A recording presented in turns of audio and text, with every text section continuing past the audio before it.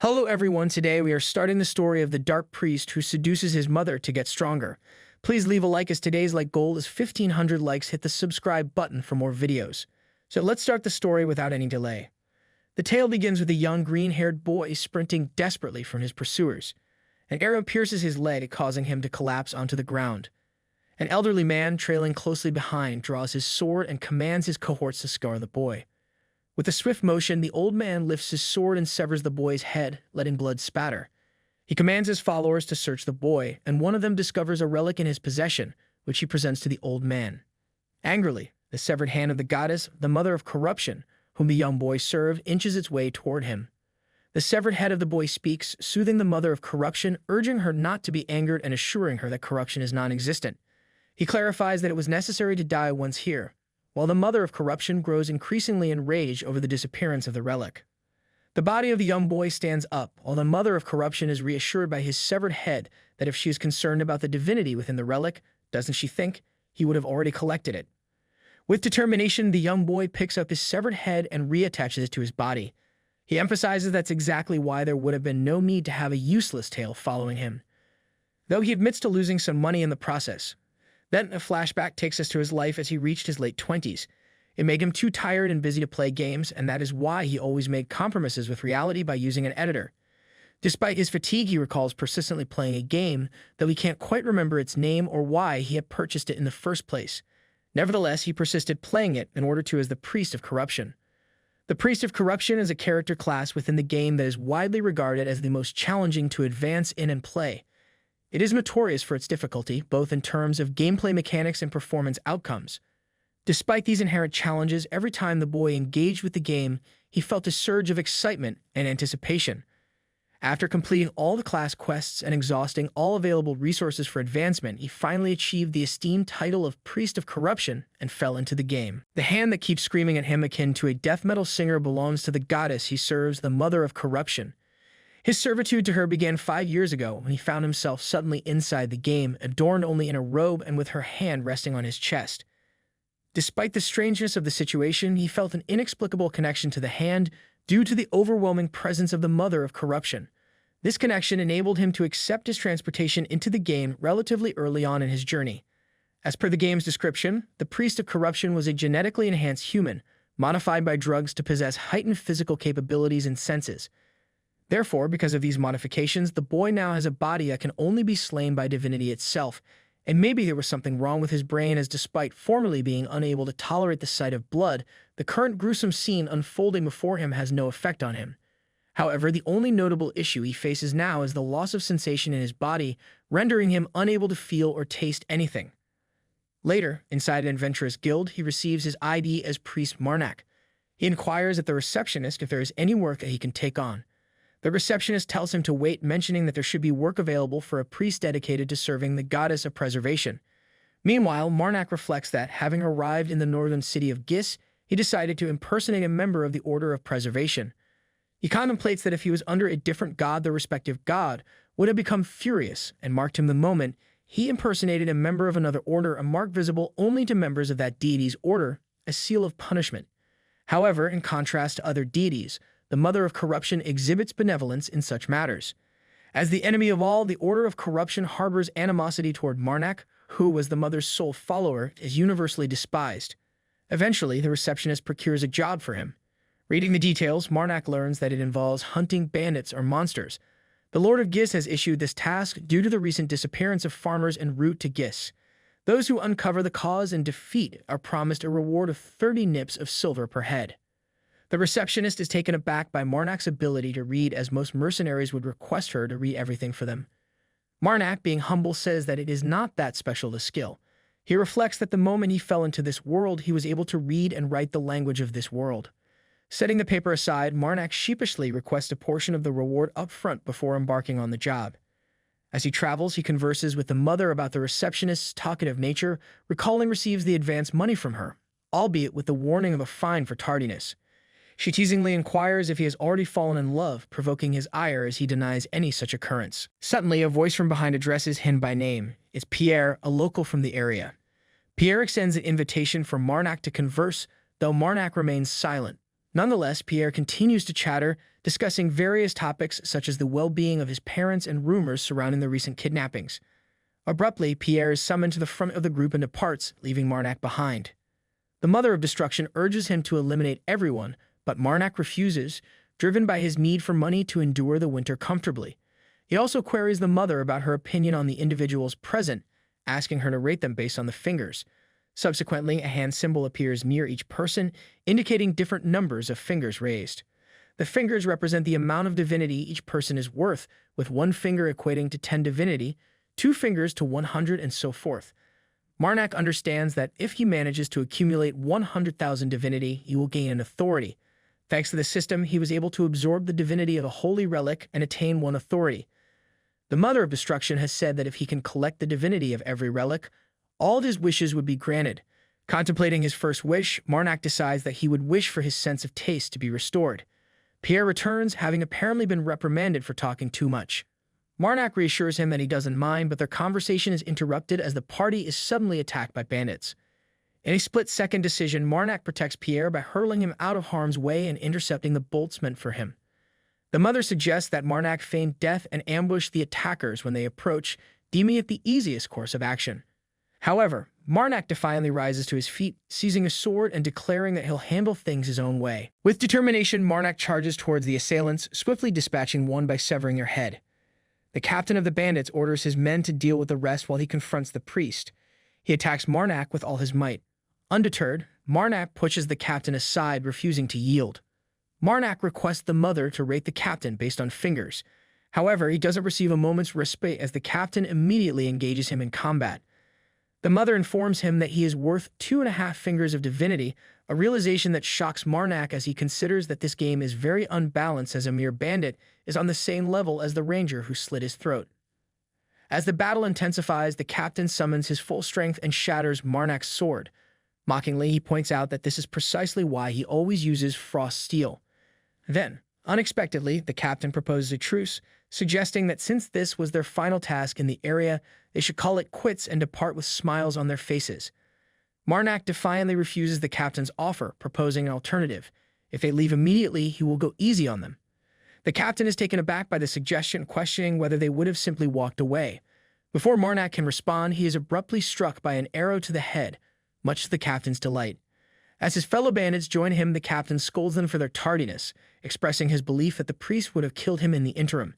However, one of his companions admonishes him to stop messing, citing their eyewitness account of the captain shattering the priest's sword. Listening to this, the captain boasts of his precise calculation in striking, and the group applauds him enthusiastically. Then the captain inquires if they have dealt with the remaining foes, receiving confirmation that they have. Suddenly, to their shock, Marnak rises from the ground and addresses them. He questions their surprise, asking if they've never witnessed someone surviving being shot in the head with an arrow. Clearly, they haven't. Marnak begins to pray to the Mother, a green aura beginning to emanate from him. The captain orders his men to shoot, but the bolts prove ineffective against Marnak.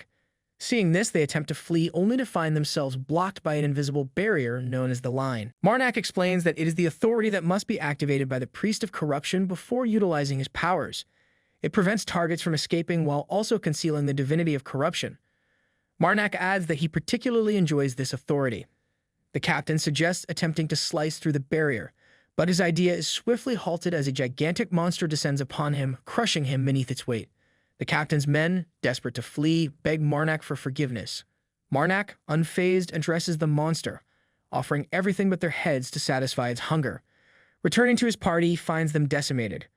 The Mother urges him to collect the divinity from the bodies, but he refuses, citing the potential suspicion it would raise from the guild, prompting an investigation.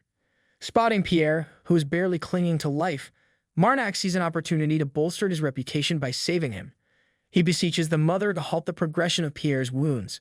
Meanwhile, in an undisclosed location, an unknown blue-haired priestess holds a cup, from which Marnak has sucked the divinity out. She queries a man about the fate of the individual who stole the artifact, learning that the thief was swiftly beheaded but left behind due to a lack of supplies. The priestess announces her intention to embark on a pilgrimage, much to the man's surprise. When questioned if it's due to prophecy, the priestess confirms, adding that she also has someone to meet. It is revealed that almost 10 years ago, all religions received a prophecy, a warning of the end wearing the husk of life and descending upon the world. Meanwhile, Marnak carries Pierre back to safety. There he is met by the guards at the city gate, who swiftly take Pierre from him to transport him to receive first aid. As they carry Pierre, the guards marvel at how the priest managed to carry someone as heavy as Pierre with just one hand. Then the red-haired receptionist approaches Marnak, assuring him that he has permission to enter the town from the guards. As they walk together, she comments on Marnak not appearing particularly strong at first and requests the heads he is carrying, noting that the guild will handle them. She also inquires if he has a place to sleep, offering her own home if he doesn't. This proposition causes Marnak to blush, much to the dismay of the mother, who vociferously protests and tells Marnak to murder. Later, as Marnak rests on a comfortable bed in the Mercenary Guild guest room, he clarifies to the mother of corruption that he harbors no devious intentions towards the red-haired lady. She simply meant that he could sleep in the guild's guest room. A knock at the door interrupts their conversation, and it's the receptionist informing Marnak that there's something he needs to attend to. Meanwhile, unbeknownst to them, the mother covertly expresses her disdain by giving the receptionist the middle finger under the sheets. The receptionist then reveals that the Lord wishes to see Marnak, leaving him puzzled as to why the Lord would want to meet him. She explains that it's likely because the captain of the mercenary group he was associated with is actually the Lord's half-brother. Later, Marnak arrives at the Lord's residence, and he is greeted by the Lord of Gis, tread on Filion. The Lord inquires if Marnak witnessed his brother's final moments and offers him some tea while smirking. The mother draws a giant X when she first sees the Lord. Curiously, Marnak questions the Lord about life as a human, referring to him as a demon. He deduces that the mother drew the X because the Lord is not a living being, and amongst them, there is only one being that can take the form of a human. It's the demons. Marnak explains that demons, while incredibly powerful, are unable to act independently. Instead, they must make deals with beings of this world in order to exert influence. This is why demons are drawn to and manipulate all living beings. However, the gods harbored resentment towards demons because they took as much as they gave. Consequently, the gods declared to their followers and all living beings that these beings would be labeled as demons, branding them as inherently evil. This declaration initiated the priest's quest to hunt down demons. Reflecting on this, Marnak recalls that the demon contractor was a challenging class, often avoided by people. He remembers this vividly because it was the second class he played. Meanwhile, the Lord sits in silence for a moment before finally speaking, revealing that his brother's death has allowed him to welcome an important guest. The Lord expresses skepticism towards Marnak's identity, accusing him of deception and referring to him as crawling bait. However, Marnak boldly reveals his true identity as a priest serving the mother of corruption. The Lord is taken aback, surprised that there is still a living son of corruption. He urges Marnak to take a seat, mentioning that they are the only ones present here. The Lord explains that he didn't call Marnak for any particular reason. However, he asks Marnak to inform him about his half-brother's death and promises to compensate him for his efforts. Reflecting on the event, Marnak considers an unfortunate event. Lord explains that his brother had been struggling with work and that the Lord tried to give him some work under the table. However, tragically, this decision resulted in his brother's death. The Lord reflects that this thing is called life, and it's quite difficult. Marnak observes that the Lord appears visibly saddened by the tragic turn of events. Later, as Marnak counts the gold coins, he converses with the mother, expressing that he wasn't swayed by the allure of gold. Rather, he sees it as a symbol of the Lord's genuine desire to uncover the truth.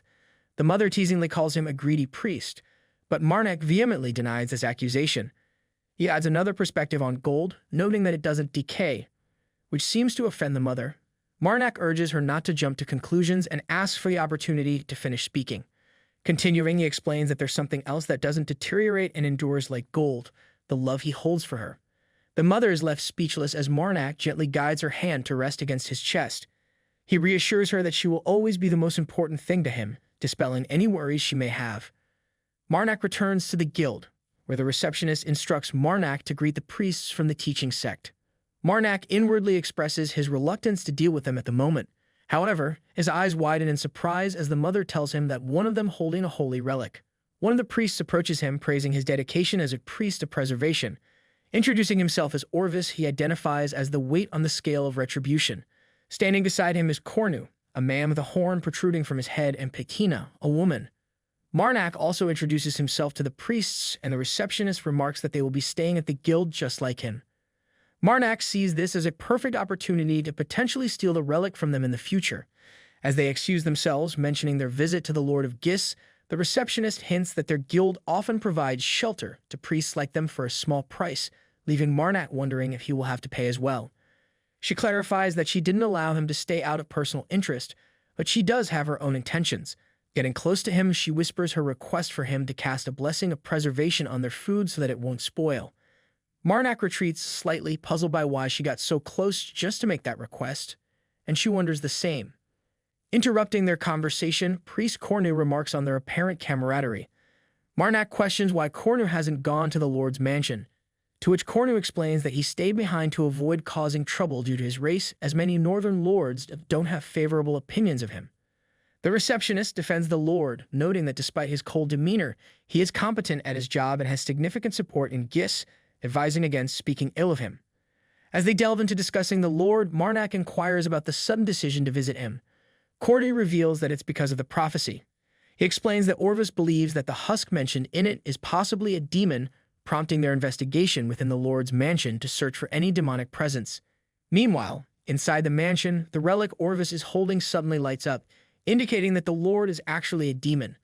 Orvis and Petima quickly assume defensive positions, but before they can react, the mansion explodes, revealing the Lord's true form, a demonic monster. Marnak and Cornu witness the chaos unfold, observing Priest Orvis casting the scales of retribution and delivering a precise strike to the beast's head, resulting in another explosion.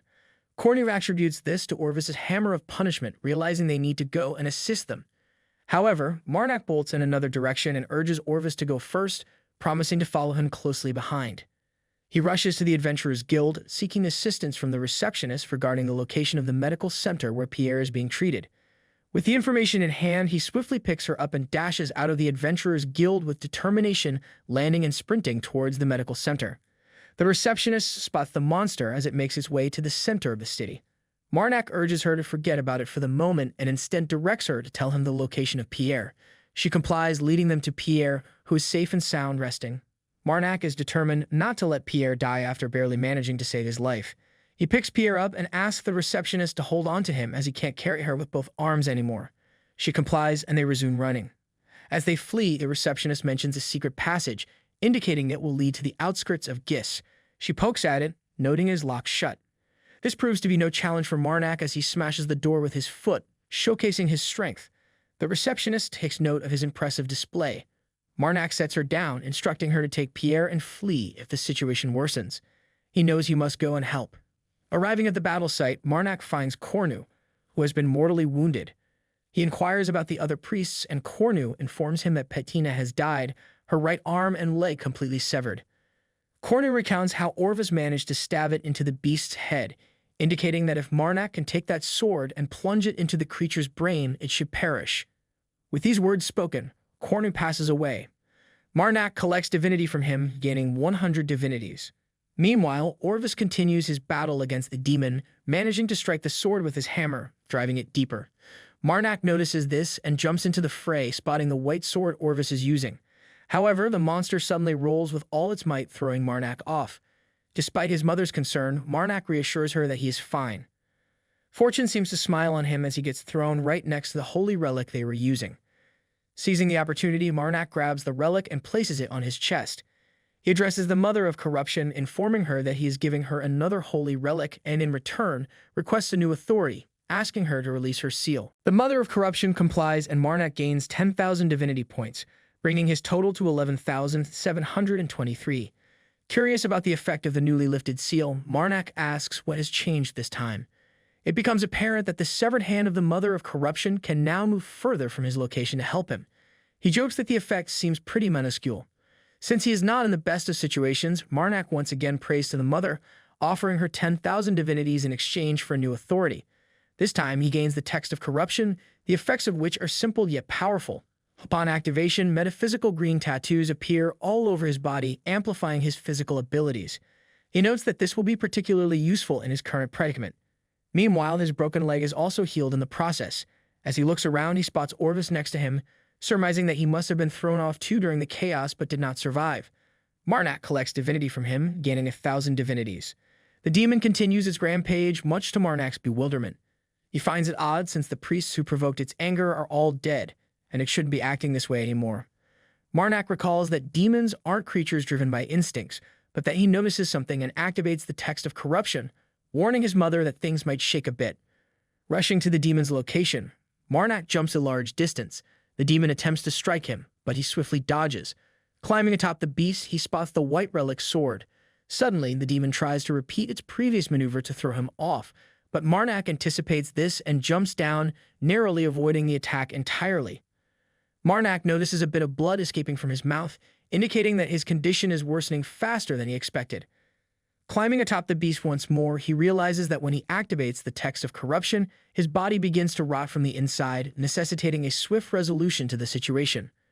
With a sense of urgency, he jumps and grabs the sword, recalling Kornu's words about pushing it in. However, Marnak decides to do the opposite and pulls the sword out instead. As he does, a ray of blue light emits from the wound, enveloping the demon in an explosion of light, ultimately eliminating it. With the demon vanquished, Lord Tredin remains at the location. Marnak approaches him and inquires if he is awake now.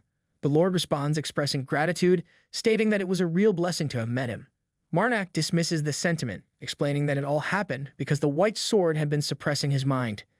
Extending his hand, Marnak offers assistance, joking that it's his 2 golds worth of help. The Lord acknowledges this with gratitude, remarking that the assistance was definitely more than worth it. Meanwhile, at the site where Marnak was decapitated, the blue-haired priestess searches for his body with the assistance of the ranger who committed the act. However, the body is nowhere to be found. The ranger speculates that it may have been dragged away by monsters or wild beasts. Acknowledging this possibility, the priestess thanks him for his assistance but also asks him about the names of nearby cities. Marnak is led by a butler through the rubble to a nearby house where Lord Tredin warmly welcomes him, expressing that Marnak seems to grow more handsome every time he sees him. Grateful for the sentiment, Marnak thanks him and Tredin acknowledges Marnak as their demon slayer, emphasizing his gratitude. Marnak jests that the demon is alive and well right in front of him, to which Tredin humorously responds that he needs to live too. Reflecting on the events that followed, Marnak recalls how Lord Tredin shared with the town that it was Marnak who defeated the great demon and saved him.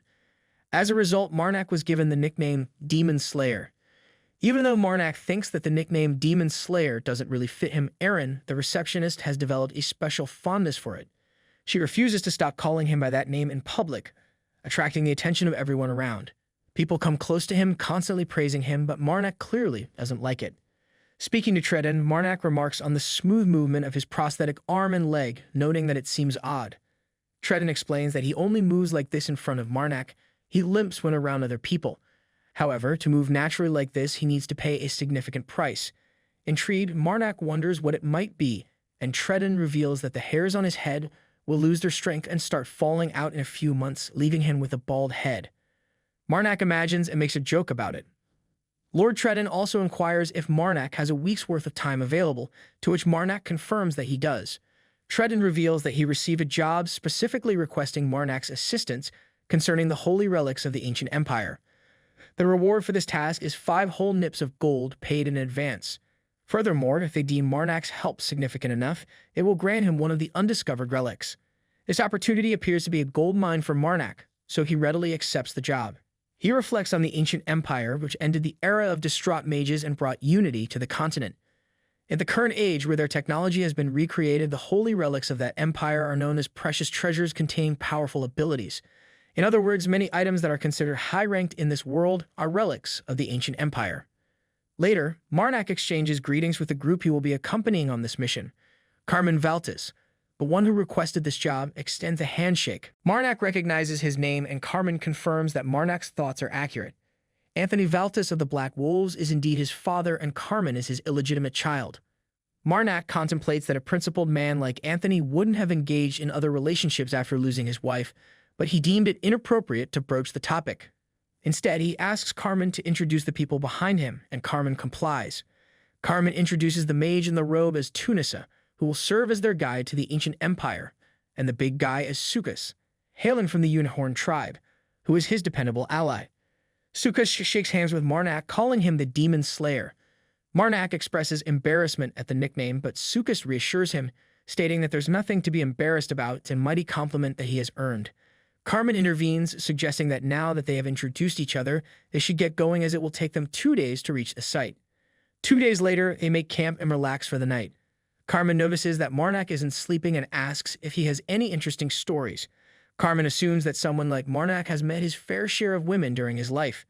Marnak responds that he doesn't have any interesting stories, likening himself to fresh snow.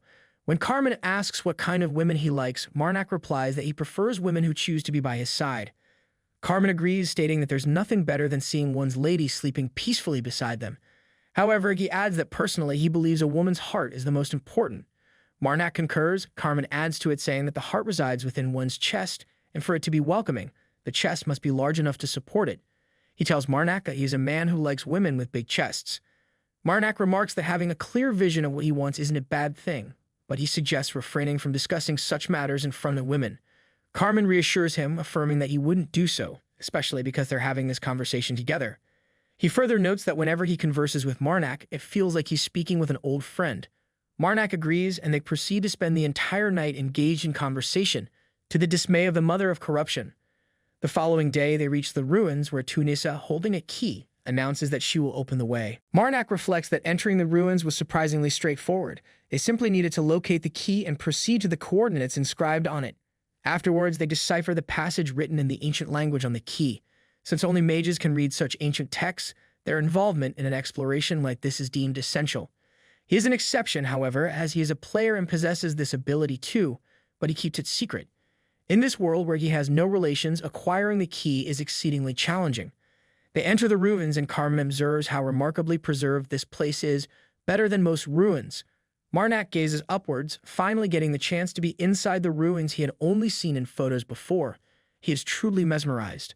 The mage notices his reaction and scoffs. They proceed inside the main building, where a towering door stands, adorned with ancient text. The mage notes that they need imperial blood to pass. If not, they should prepare for battle. The door slowly opens, and an army of creatures rushes them. Seduces is the first to strike, with Tunisa not far behind as she blows away a large number of them with a single spell. Marnak pulls out his blade and begins cutting them down. Suddenly, the mother tells him to watch out from behind, and he swiftly blocks the last creature's blade. An arrow pierces its head, killing it instantly. Marnak thanks Carmen for the assist. Suddenly, he hears a commotion, with Seduces berating Tunisa for using her spells so recklessly. She notes that it was the fastest way and the creatures all died in the end, so what's the issue? Seduces tries to tell her something, but Carmen stops them, causing him to go sit in a corner, still angry. Carmen commends Marnak for his skills, saying that the title of Demon Slayer suits him. Marnak apologizes for displaying such brutish actions as a priest. He also compliments Carmen's bow skills, who says that he has been practicing with it since he was little. Suddenly, Tunisa says that they should move as she has plenty of mana left. Seduces hears this and gets furious, saying that they barely got any rest. He argues that she might not need any since she uses spells, but for melee fighters like him, rest is imperative. Tunisa adds that everyone else would agree with her, and at this point, it just seems like he is trying to make a scene. Carmen orders them to rest before they begin moving, and that's the end of it. Marnak reflects on the nature of mages in this world, noting that they are usually pompous and often extremely rude. Becoming a mage is easy, as one is born with the ability. Although there are variations from person to person, those born with mana always awaken to their abilities once they reach a certain age. Upon awakening, knowledge regarding the ancient language is beamed into their brains, enabling them to learn ancient spells. Using mana, they can break the laws of this world. However, this process often results in them becoming iron-willed and uneducated, as they dislike learning new things, believing their heads are already filled with knowledge. As a result, many mages behave like idiots. Marnak acknowledges that even among mages, Tunisa is considered more well-mannered than most. After they finish resting, Carmen suggests moving to the next area. However, the passage suddenly closes and a gigantic metal golem is summoned. Marnak realizes that the enemies they faced before were too weak for a ruin like this. This golem appears to be the real threat. Tunisa urges them to step aside and begins casting a spell that shakes the ground. The golem's blue gem suddenly glistens as it looks at Tunisa. Carmen spots this and urgently urges her to move out of its way. However, before she can react, the golem fires a beam into the roof of the room. The distraction causes Tunisa to hesitate, giving the golem enough time to close the gap. With one powerful punch, it smashes her into a pulp, leaving nothing behind. Seduces watches in horror, and Marnak screams for him to get out of the way. But it's too late. The golem smacks him into the wall, killing him instantly. Marnak quickly asks Carmen if he wants to live and advises him to tuck his chin in. Without waiting for a response, he swiftly knocks Carmen out and summons in the beast of corruption to handle the golem. As the giants begin their clash, Marnak absorbs the divinity of Seduces and Tunisa. He then leaves Carmen in a safe corner, noting that it will take a long time for the beast of corruption to finish the battle alone. Activating his text of corruption, he rushes into the fray, targeting the blue gem embedded in the golem's head, certain that breaking it will have significant consequences. Marnak leaps onto the beast of corruption, providing himself with enough space to strike the crystal, shattering it. The golem dematerializes and Marnak momentarily believes the threat is vanquished. He offers congratulations to the beast of corruption for its victory, but their triumph is short-lived. Multiple golems materialize out of thin air shortly afterward. Later, as Carmen regains consciousness, he inquires about their fallen comrades. Marnak confirms their unfortunate demise. Carmen mentions that they're deceased companions when he recruits. He expresses his guilt, attributing their deaths to his greed. Marnak reassures him, stating that they were hired with full knowledge of the risks inherent in such expeditions, absolving Carmen of blame.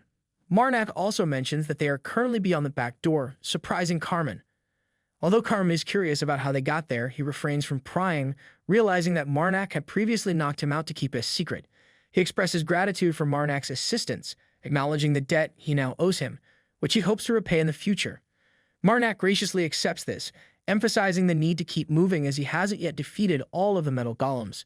It seems that there is a sliver of truth in his words, as Marnak indeed left the beast of corruption to fight the 3 golems that fell from the sky. He then somehow threw Carmen into the room, barely managing to escape himself. They walk through the corridor and reach the end of the ruins. They are standing behind a huge ancient gate. Marnak tells Carmen to feel free to have a look around. There inside the room lie 2 treasures, a sword and some type of necklace. Carmen approaches Marnak with a favor to ask, requesting the necklace, promising a handsome reward in return. Marnak inquires about the necklace's ability, and Carmen explains that it is called the Bloodline Pathfinder.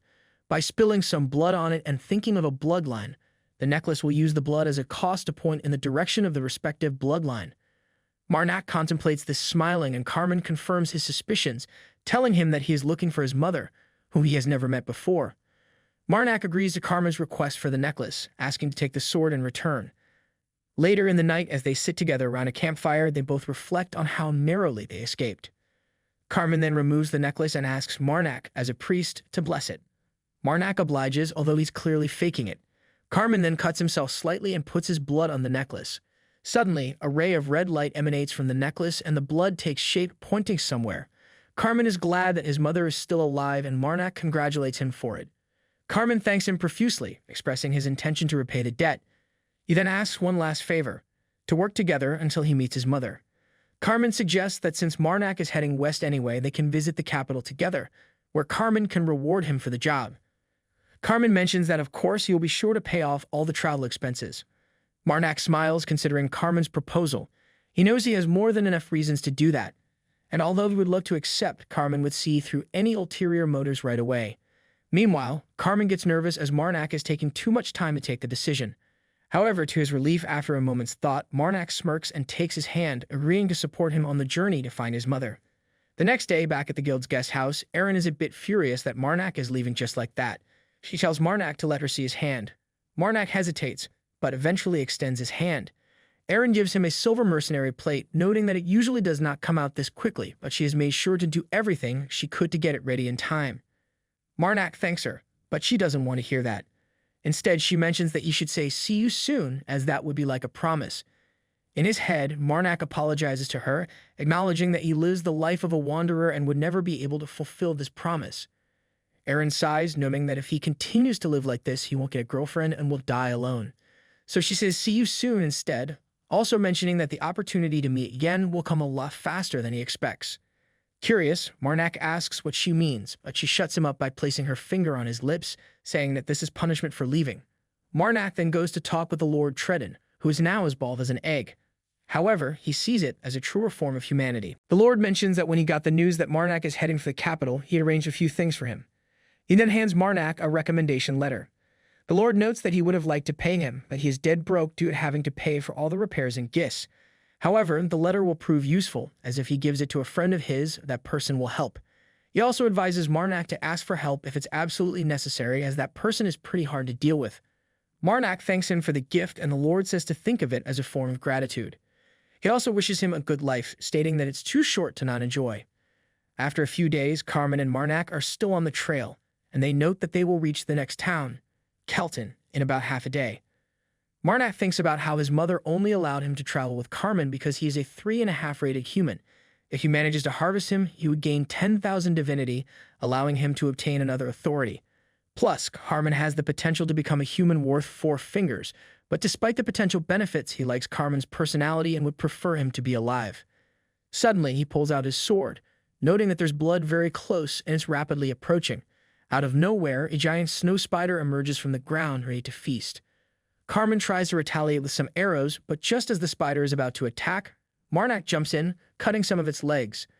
Smirking and proud of his sword, he notes that he will have to find a place to clean his sword the next time he uses it. He strikes the spider once again, noting that it splatters too much blood and flesh. Meanwhile, the blue-haired priestess visits Tredin, the Lord of Gis, who apologizes for the current state of the mansion. Tredin then inquires why is she here, mentioning that it is very rare for the blue flame of the torch sect to go on a pilgrimage like this. Instead of replying, the priestess gives him a drawing, asking if he has seen the man depicted in it. The drawing crudely resembles Marnak, and the Lord asks why she wants to see him. She notes that it's for personal reasons. Lord Tredin mentions that he hasn't seen him and suggests she leave as he is quite busy. As she leaves, he thinks that she must not be looking for Marnak with any good intentions. However, he guesses that Marnak will be fine even if he doesn't tell him about the priestess looking for him. Back with Carmen and Marnak, they begin dissecting the spiders they have defeated under Carmen's command.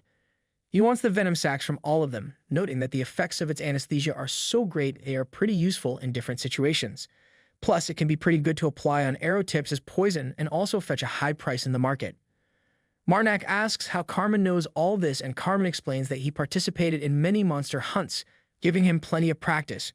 Covered in blood, Marnak tells Carmen to let him take care of the spiders and teach him how to get that venom sac. Carmen mentions they still have some road between them and Kelton, so he'll teach Marnak and they can handle it together later. Later that day, they both arrive at the gates of the town, surprising a guard who questions how they got there. Confused, they ask for details, and the guard explains that the town has been blocked off for the last 3 days due to monster attacks. He adds that despite the attacks, there are no corpses to be found. Carmen finds this odd, especially since they were attacked by snow spiders. It would be unusual for those creatures to leave no traces behind. Meanwhile, another guard arrives and informs them that Lord Stern wishes to see them. They comply, and the Lord warmly welcomes them, recognizing Marnak's reputation as a demon slayer. They discuss the monster situation, and the Lord reveals that it's being organized by a worshipper of an evil spirit. Marnak notes that a single individual wouldn't be capable of closing the gates of an entire city. The Lord reveals that other priests have deduced there are at least 4 sects involved in this scheme. He ponders why Kelton, an ordinary town with nothing notable going on, has become a target, especially after he got appointed as the Lord. Crying, the Lord mentions that if his father was still alive, he would have thought of a way of getting them out of this situation. He tells them that despite having sufficient supplies and high troop morale, the issue lies in other cities being unaware of the situation. Hence, they need someone to spread the news, a task considered almost suicidal at this point. Marnak offers his assistance despite the perilous nature of the mission.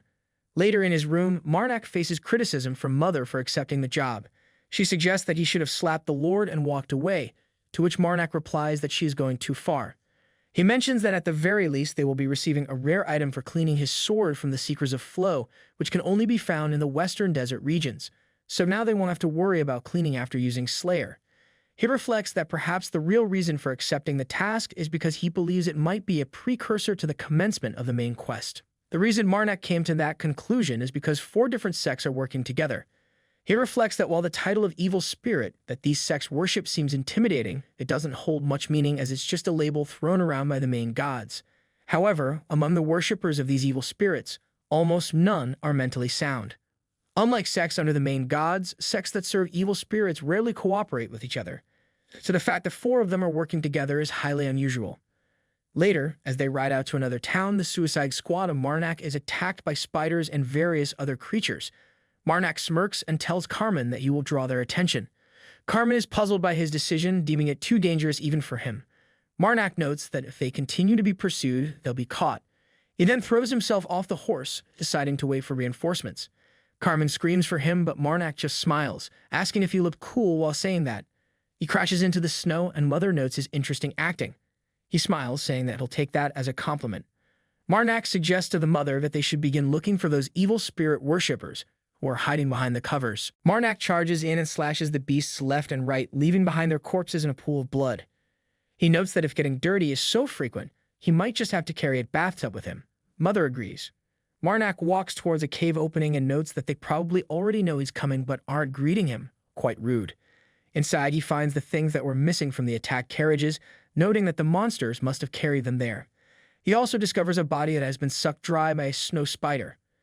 Marnak notes that he understands when one enjoys a nice meal, but to use the leftovers as decor is quite a strange design choice. Mother urges him not to let his guard down, but he assures her that he won't. However, he also wonders just how many people they manage to eat. There are too many bodies for them to consume within 3 days. He raises the question if they perhaps raising offspring. Marnak continues walking until he finds a giant cave, noting that the tunnels are also pretty big. Marnak smiles, noting that there's also a lot of divinity here. Out of nowhere, a gigantic spider comes out and looms over him, while its children descend from the walls. The gigantic spider jumps into action, and Marnak asks the Mother of Corruption to draw a line of corruption for him. She does so, and also summons the Beast of Corruption. Marnak tells the Mother of Corruption that today he will be sacrificing the gigantic spider for her.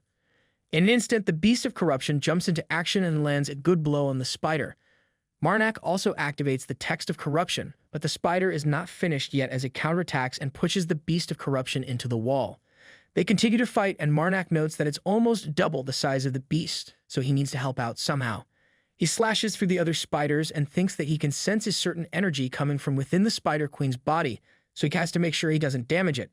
Suddenly, a spider attacks from behind, and he slashes it in half. This gives him an idea to not waste the divinity in the Queen's body.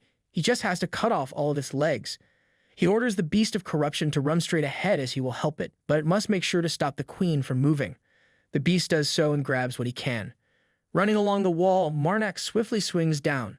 Observing that the Queen is merely a spider, he realizes that all he needs to do is sever the thinnest part of its body. He then strikes that spot repeatedly, causing the Queen to screech in agony. As he reaches the final part, he delivers one powerful blow, slicing the Queen in half. The Beast of Corruption promptly seizes the upper half of his body, slamming it into the ground, while Marnak lands gracefully. The beast shoots him an angry look, prompting Marnak to apologize for leaving it behind previously. Surprisingly, this seems to appease the Beast of Corruption. A woman emerges from the Queen's mouth, cursing fervently. Marnak smiles gently, as he knew there was a person inside. The woman demands to know who he is, accusing him of ruining her plans. She questions if he's another follower of an evil spirit like her. She curses Marnak, emphasizing how long it took for her to gain control of this thing. Ignoring her inquiries, Marnak calmly asks about the purpose of surrounding Kelton, but she refuses to answer. Without hesitation, he impales her with his sword, his demeanor turning stern. He demands to know why she is surrounding Kelton. She screams in agony, but he remains indifferent, repeating his question. With a depraved smile, she refuses to divulge any information, even in the face of death. Marnak, still smiling, respects her wishes and swiftly cuts her head clean off. As a result, he gains 1,000 divinity points. He questions that he ponders how many worshippers will tell them the truth behind everything. The mother tells him that there are at least more than 3, so he chooses to believe there are 4. As Marnak walks back to Kelton, he finds engulfed in flames. Inside, the Lord appears to have suffered a horrific death. Meanwhile, a black-haired woman named Parna points at the dead Lord, remarking that this pig is better at hopping away than she thought. She then questions if he's some kind of bunny pig thing, implying that just because he is a lord, those who were trying to protect him wasted their precious time. Her fellow blonde man inquires about the incarnation. However, a woman with an eye patch cautions that it's unstable and extracting divinity from living beings isn't easy. She taunts that they lost a few rats, partly due to someone's actions, raising a finger at Parna. She adds that not only do they need to carry out their plan now, but their chances of success are also very low. Growing frustrated, Parna asserts that she did her utmost, but the monks from the teaching sect kept bothering her. She suggests that if Layla had sent them a couple of spiders, they might have had better luck. That way they would have caught that arrow-shooting bastard who managed to escape. The woman with the eye patch adds that Layla hasn't arrived yet, and it's not the first time she's been absent. Even if she were to assist them with a few spiders, she would likely just play around with the bodies. The man urges them to stop fighting, warning of the imminent deployment of troops following the escape of the arrow-shooting man. He stresses the years invested in their plan, insisting it must succeed. Parna acknowledges her own dedication but expresses her inability to tolerate criticism from the man. She questions whether they believe she allowed the escape willingly and resents being berated over the loss of a single rat. She also alludes to a past encounter with the man, insinuating neglect on his part. Fed up, the woman with the eye patch abruptly departs. In response, the man tells Parna to cease her outbursts and promises to hold Layla accountable for losing the rat. Parna smiles in response, indicating that it's sufficient for her. However, her expression changes abruptly as Marnak slashes off the eye patch woman's head. He then instantly proceeds to cut the man in half as well. Observing the unfairness of their actions, Marnak acknowledges that they've been forced to resort to extreme measures due to their ability to manipulate authority. Parna, puzzled by Marnak's soliloquy, watches as he slowly regenerates from the text of corruption. With a smile, Marnak poses a familiar question to her. What's the purpose of surrounding Kelton? They step outside, and Parna presents him with a mass of growing flesh. Marnak acknowledges that she explained everything once he asked, finding the story quite straightforward. They utilize all the city's inhabitants as sacrifices to create the ball of divinity, called the incarnation, enabling their current actions. Despite needing at least 5 more days of preparation, they were forced to rush their plans due to Carmen's successful escape. Marnak revs up his chainsword, much to Parna's dismay. She asks him what he plans to do, and he responds that he wants to kill the monster which consumed the flesh and blood of others before it awakens. Parna urges him not to proceed, warning of the danger if the being wakes up in an unstable state. Despite her pleas, he proceeds anyway. She screams that the being will wake up in an unstable state, and indeed, it slowly rises from the mass of flesh, screaming in agony until it emerges and immediately strikes Marnak. The mother notes that there is a holy relic inside the creature, which he already knows. While extracting the creature's tentacle from himself, he declares his intention to create a new authority and sacrifice the creature to her. Parna protests that his plan won't succeed, but before she can finish speaking, Marnak cuts off her head, gaining a hefty amount of divinity. With the divinity extracted from the Lord included, he now possesses a total of 8,592 divinity, just shy of the 10,000 divinity needed to acquire a new authority. He realizes that attempting to cut down the creature will only result in its regeneration, and sustaining further injuries will lead to his eventual defeat. He deduces that since it is like a blob of meat, there is not a clear weakness like the Spider Queen, and this leaves him with only one choice. He tightly grips his sword, puts it back, and starts running, confusing both the creature and the mother. The creature, upon witnessing this, screams the only words it knows. It hurts.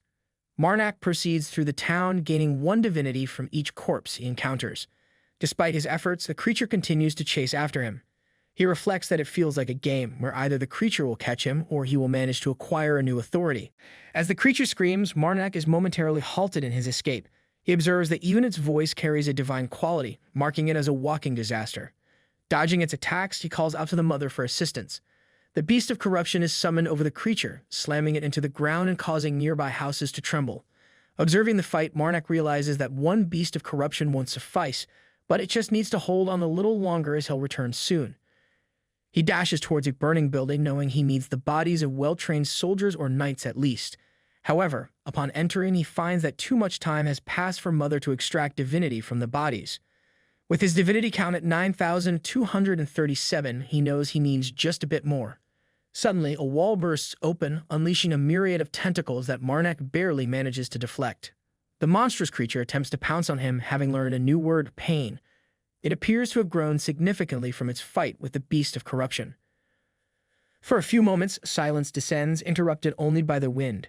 The creature extends its hand, unleashing numerous tentacles, but Marnak manages to cut them, seizing the opportunity to counterattack. However, the creature proves too fast, catching him midair and using the momentum to hurl him outside with tremendous force. Mother inquires if he's all right, and he confirms, though he also remarks on his luck. The creature has thrown him precisely into the midst of the main battle. The creature screams while Marnak urges the mother to take all of the corpses, which she promptly does. As the divinity grows and grows, it finally reaches the threshold of 10,000. Addressing the mother of corruption, Marnak offers her the 10,000 divinity, and in return, she grants him a new authority. Everything around is swallowed by a sea of black, including Marnak. Within this darkness, he speaks with the creature, informing it that now it will experience much more pain. As the creature launches its attack, Marnak reveals that this new authority is called the Whole of Corruption. It decomposes all living beings that step inside, including himself. However, he possesses the ability to use the text of corruption to choose which parts decompose first. As he uses the Whole of Corruption, the creature's arm is the first thing to fall off, prompting Marnak to express his curiosity about which process is faster, his regeneration or its decomposition. With that, they engage in a final battle, and Marnak emerges victorious. He severs the creature's head and offers the holy relic to Mother and asks her to light a seal. As the Mother of Corruption lifts another seal, Marnak suddenly finds himself outside, but Mother is nowhere to be seen.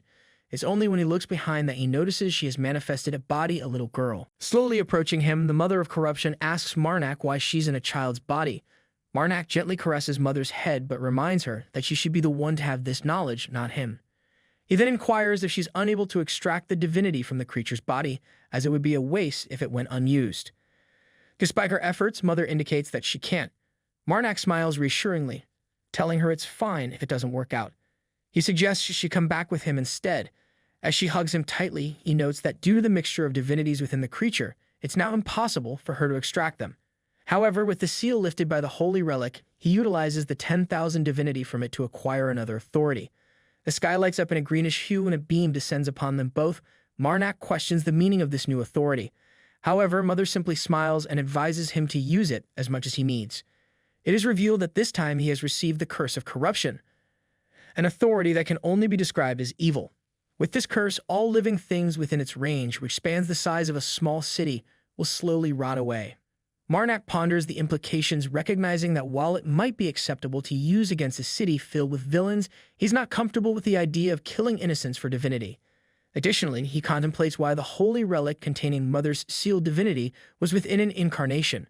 Was it merely coincidence, or could Mother's divinity have been one of the main forces in creating that thing? Suddenly feeling weak, Marnak wobbles and collapses, realizing he's been hit with too many divinity-enhanced attacks. The Mother approaches him, tears streaming down her face as he slowly drifts away. When he wakes up, Carmen is caring for him, but Marnak's expression dims as he notices Mother isn't nearby. He asks about his things, growing agitated when they're not immediately provided.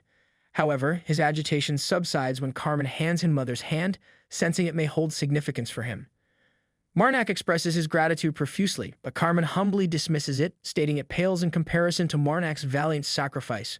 Without it, Carmen acknowledges he wouldn't have made it out of Kelton in one piece. Marnak inquires about their location, and Carmen informs him they're still in Kelton. This prompts Marnak to ask how long he's been asleep, to which Carmen replies, 10 days. Concerned, Marnak asks if there were any survivors. A somber silence fills the air until Carmen breaks it, revealing that the only person left breathing in Kelton is Marnak himself. Meanwhile, close to Kelton, a man attempts to flee from something but is swiftly injured with a knife to the leg. His companions shudder as the blue-haired priestess approaches the injured man. Desperately begging for his life, he pleads with her, but she coldly observes that he can no longer walk due to his injury. The man insists that he can still walk, his pleas continuing in vain. However, the priestess remains unmoved. She swiftly decapitates and burns him whole. She then turns to the other men, ordering them to walk, and they obediently comply. Eventually, they arrive at Kelton's gates. The men, who are revealed to be a notorious group of criminals known as the Snow Bear Bandits, fall to their knees and demand to be taken to jail. The priestess acknowledges their request, and the guard agrees to escort them. However, she learns that the Lord of Kelton has been slain by worshippers of some evil spirit, delaying her reward by a day.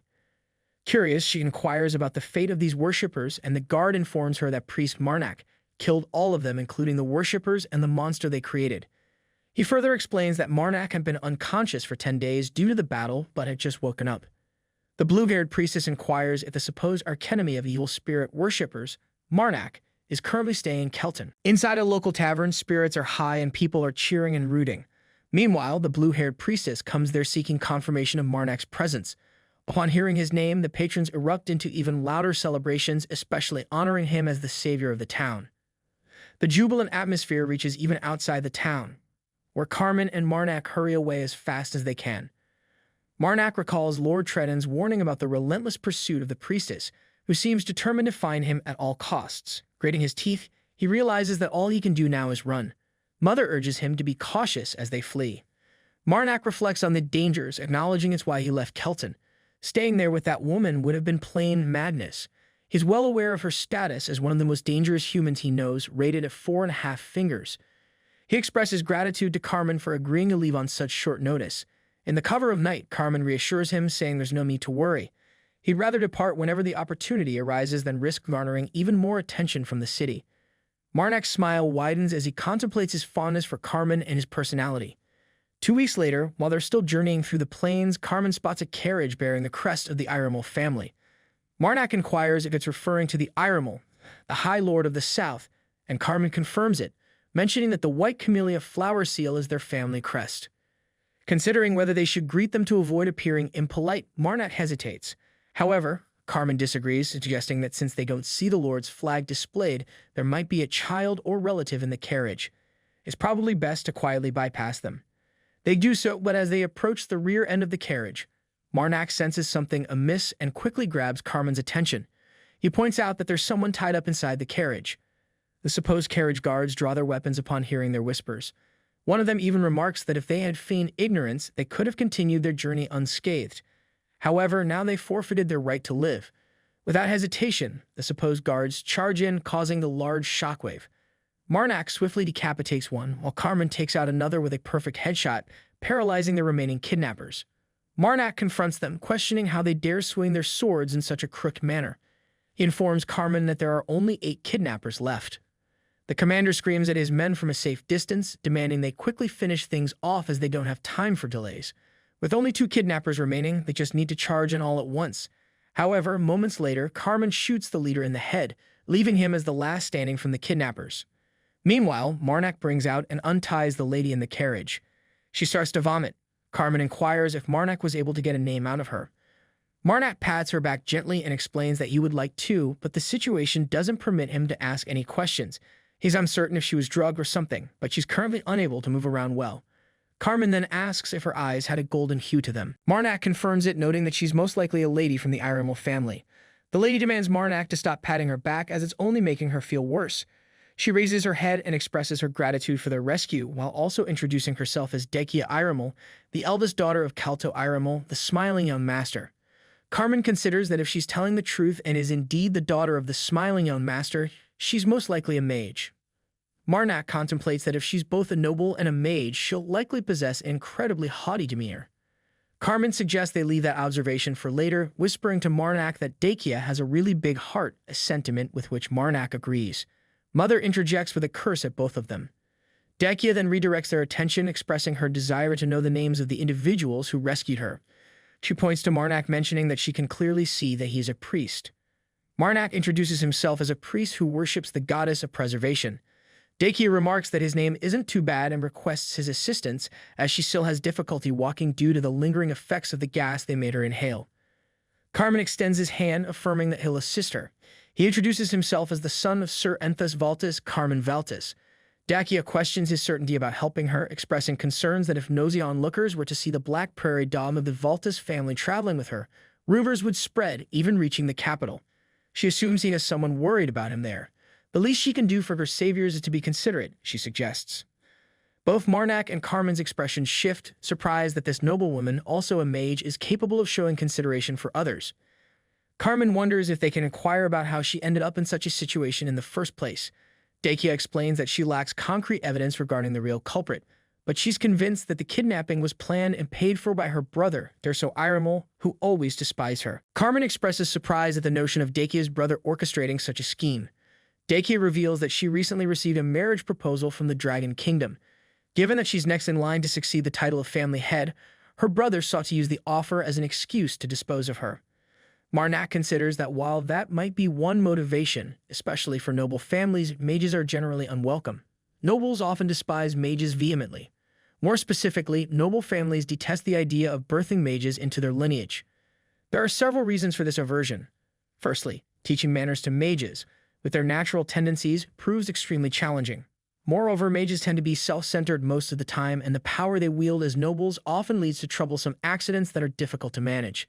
The second reason lies in an old, somewhat outdated folk tale passed down through generations, predating even the ancient empire. It recounts the age of twisted mages, instilling a strong and rather irrational belief that mages shouldn't wield real power. Due to this tale, most species in the world harbor a deep aversion to mages assuming positions of authority. Marnak reflects that is why when Dekia told them that she was pursuing one of the 4 High Lord positions of the Northern Kingdom, he was intrigued about how she would carry out such an impossible task, unless she were to eliminate her own flesh and blood, her brother herself, to seize such a powerful position. Marnak ponders on it, assuming she had indeed shared the tale at least once before. Dekia interrupts, asking if they are paying attention to her story.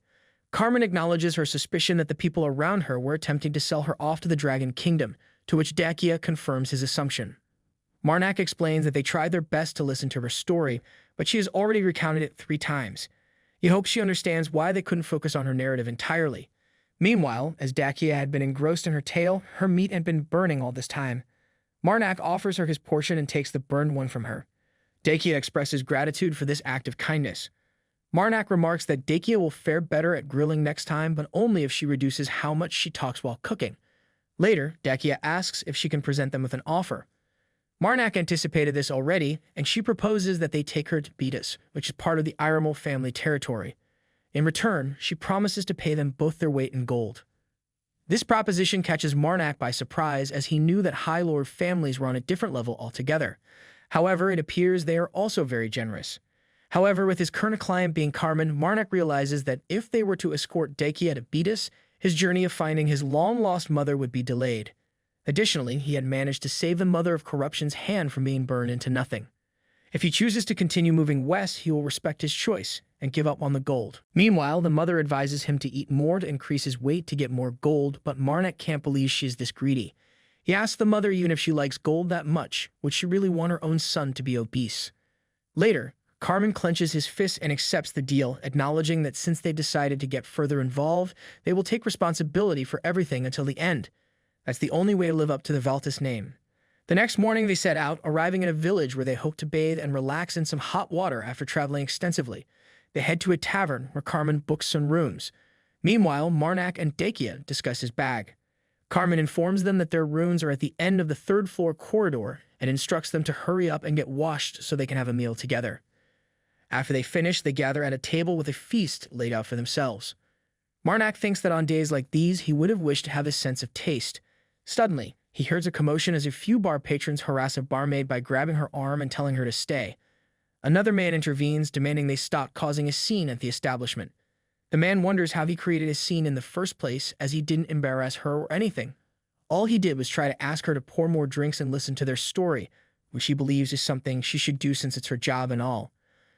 Carmen notes that a fight will most likely break out, so they should go and help. Marnak says that one of them already went over there, so they most likely should. Meanwhile, Dakia punches the harasser so hard he jumps from his chair and finishes him off with another attack.